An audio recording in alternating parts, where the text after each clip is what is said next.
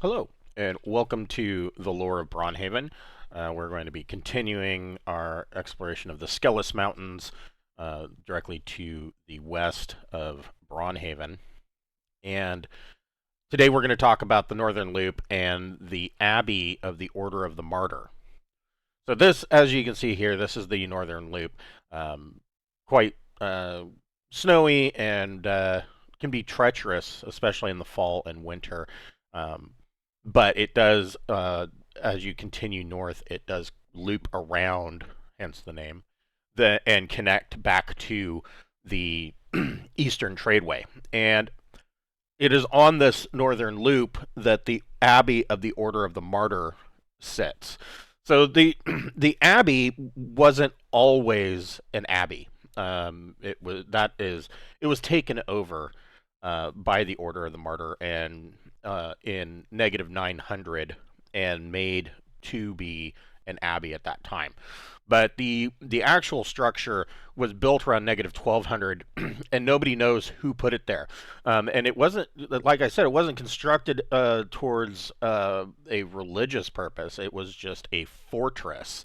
But nobody to this day, and there's no records as to why. The Northern Loop isn't of any particular strategic importance, and so nobody could really figure out who or why they would build a fortress here.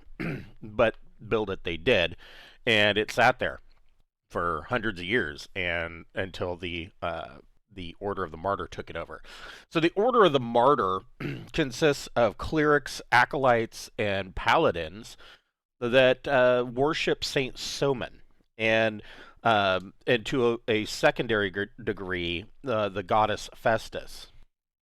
And so Saint Soman was born in negative 1325 in a small hamlet just outside the walls of the capital city of Glauschein. And it's said that he pretty much lived the simple farmer peasant life. But is noted that in his youth, he became quite skilled with the bow. That he was a marksman at a young age. He was an excellent marksman, and this carried over later into his adult life. And in negative 1300, so he was about 25 years old, he met a woman named Cassiandra. And Cassiandra ended up being, it turns out, a short time later, they discovered that Cassiandra was actually a succubus. The goddess Festus, of course, knew this from the beginning, and so she sent dreams to Soman, and these dreams she was attempting to convey that Cassiandra was really a fiend, and out over the course of several nights, perhaps weeks, the dreams finally got through to him, and he woke up in the middle of the night and realizing, laying in bed next to him, realizing that she was a demon. He plucked a magical arrow from his quiver by the nightstand and stabbed her in the heart and killed her. And this in his grief over losing his one true love, he threw himself from the castle parapets and killed himself. This caused Festus much grief and despair, because that is not at all what she wanted. And she ended up, the goddess ended up weeping for 40 days and 40 nights, causing massive sleet storms across the entire region. Ice and snow and sleet and rain, and it was a historical weather event. Now there are some who say that in Cassiandra's defense, which is really hard to defend a succubus, but it is said that she actually truly did love Soman, and the reality is that Soman was part of many great battles at the time, and it is said that while Cassiandra was by his side and guiding him towards victory. None of these victories really were something that would garner benefit for an evil faction or to the fiend's benefit. And so some people say that Cassandra truly did love him, but regardless of her intentions, um, you know, she was a succubus, and Festus could not allow for that to continue existing. Soman was canonized by the Temple of Festus in 1299, becoming a saint. And it is this saint that the Order of the Martyr actually worships along with Festus. Um, the Order of the Martyr does follow lawful tenets, hence they have paladins in their midst. And the Abbey actually is made up mostly of well, the largest contingent at the Abbey, of course, are acolytes, who are they're not quite clerics. Acolyte, they have some healing abilities, but they don't have the abilities of a full blown cleric, and they are basically considered lesser members of the order. But the second largest, of course, is clerics, and then there is a small garrison of paladins there, and the leadership of the abbey is made up of a matriarch or a patriarch, depending on who is essentially voted into that office, and the position is for life. And so currently, the current I believe, yes, the current patriarch is named Patriarch Gifford, and he is 78 years old. And at 78, he's pretty far into his twilight years, and he occasionally needs assistance getting up and down the stairs, or you know, making it to meals on time. A lot of times, if he falls ill, you know, an illness, it's a simple cold, takes longer and longer for him to get over, and he'll be bedridden. They'll have to bring food to his quarters, and the entire abbey is aware that he's not long for this world. Even he has begun to make uh, uh, preparations for whoever is going to take over his spot. And then the most likely person to take over his spot, or at least she believes that she's the most likely person to take over his spot, would be a Gilda Wobblespell, who is she's considered the matriarch, but she's not the leader of the abbey. She is considered the matriarch, and she pretty much takes over leading the nuns of the abbey, the female clergy. She is a hard ass. She's a gnome, and she's 137 years old. So, you know, she's kind of up there in years too. Gnomes do have long lives, but probably not quite as long as dwarves. So at 137, she's quite old, but she is a real hard ass, and she believes that she is the most capable of taking over. The likelihood that she will be voted into the matriarch position of the abbey is low. It's unlikely because nobody really likes her. One of the things that she insists on is that she insists that the order must follow a tenet of chastity. That is not one of the that is not a part of the dogma of the Order of the Martyr. That's not part of the dogma, certainly not of Festus, and yet she insists on chastity for her female clerics and acolytes. This is nobody likes that.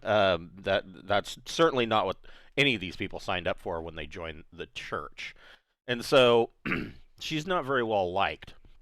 And there are a number of other individuals that may be up for the position.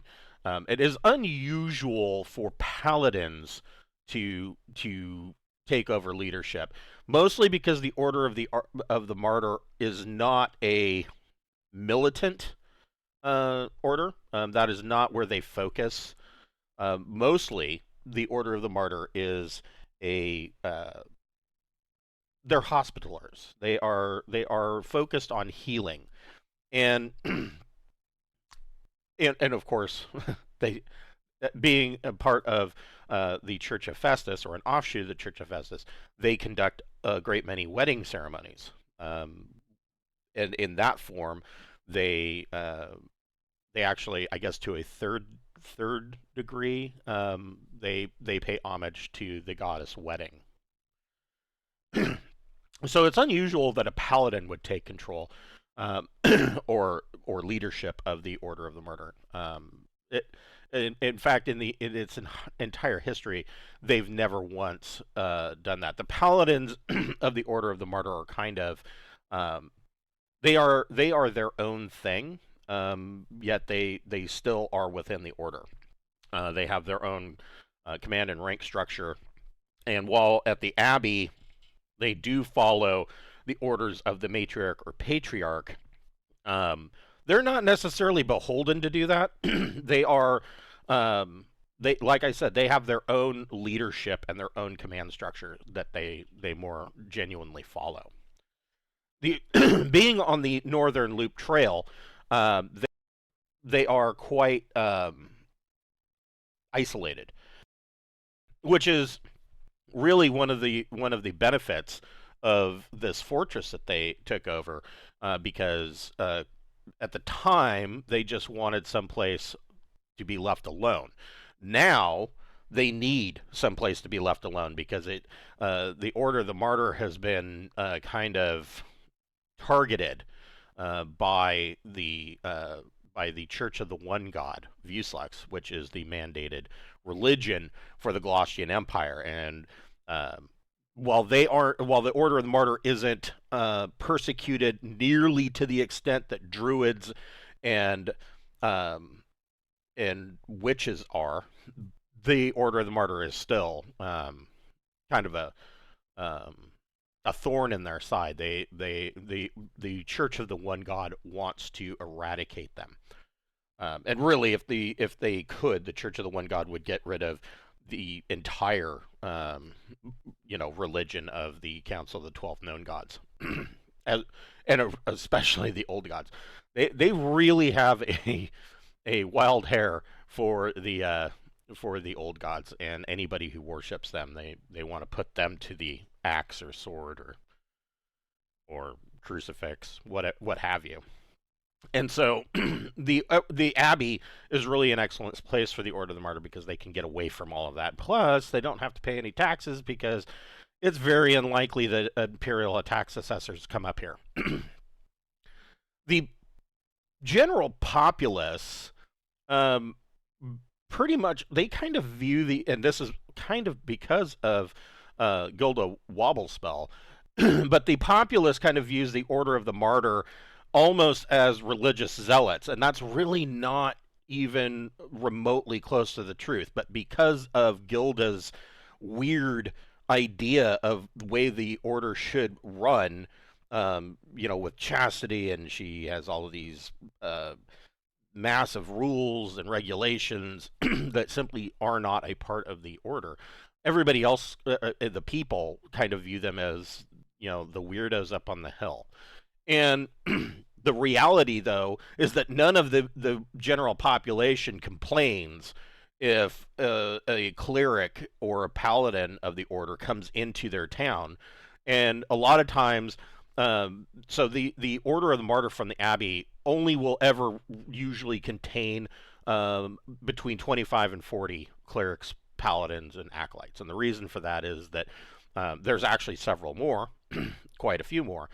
But the population of the Abbey actually fluctuates because these people go out on missions, and one of the things that they will do is they will go into a town or a village and just offer healing services, or if they are a paladin, they'll go into a town or village and pretty much offer the town or village a champion to mete out um, rightful justice, or to if the town is being beset by monsters, they will go out and they will deal with that. So, or a lot of times a paladin can act as a traveling judge. If they have legal disputes, a paladin will sit in judgment for them. So the people don't complain about that. They get free healing. Of course, the paladins and clerics that go on these missions and acolytes, uh, they heavily suggest or ask for donations to the church, but that's never a requirement. They don't turn anybody away who is in need of healing. They offer it, as much as they can. The the current situation with the patriarch being, um, you know, one foot in the grave, has led to um, consternation, and the order is there are several candidates that they could vote for, but the realization is that none of those candidates would be a perfect fit. So they are constantly searching. Now, one of the things about the order, that the one tenet that they do follow is that because of how Soman died, the Order of the Martyr venerates their members who have either, if they die, they are venerated because they have sacrificed everything in the service of others or for the greater good. And so, clerics, acolytes, or paladins that die doing something, having helped other people or attempting to heal others at great risk themselves, they're venerated by having their ashes or bones interred into an ossuary that is on the second floor of the abbey, and they are basically it is a room where their bone with niches in the walls, and their bones will be placed, and then a porcelain handcrafted porcelain mask is hung over that niche. Now, the porcelain mask is not a representation of the person inside. It is usually a fairly generic porcelain mask. Oftentimes, people would believe that that would be the porcelain, the face, the depiction of Soman, and that may be true, but really, it's just a fairly generic porcelain mask, and they're all different because they're all handcrafted. But the thing about these niches is that the Order of the Martyr has been in the Abbey for long enough that a lot of these niches, there aren't any blank ones. There's no empty slots. So a lot of these niches have the bones or ashes of multiple people in them, and it doesn't have to be the entire body. Or all of the ashes. Disintegration's a thing. So, get the dustbuster out and suck up a small amount, and we can use that. Or, well, all we have left of him is a finger bone. That is good enough for them to put them into the ossuary, and it's considered a great honor by the clergy of the order to be buried in the ossuary at the abbey, because it shows that that person is is has met the greatest ideals of the Order of the Martyr. In addition to being placed in the ossuary behind the porcelain face mask, their name is then engraved on a brass plaque that is also adorned in the ossuary and written down in the chronicles of the abbey, along with the date and time that they were placed in the ossuary. So there is a great tome that carries all of these names of people who have been placed in the ossuary and are considered great members of the order. So next, this Thursday, we will continue our talk of the um, Skellis Mountains, and we will be moving on and discussing an oddity in the mountains, and that will be the clan of the Owlbear. They are a small clan of surviving Neanderthals that live in the Skelos Mountains. Thank you for watching. We'll see you on Thursday, and have a good day.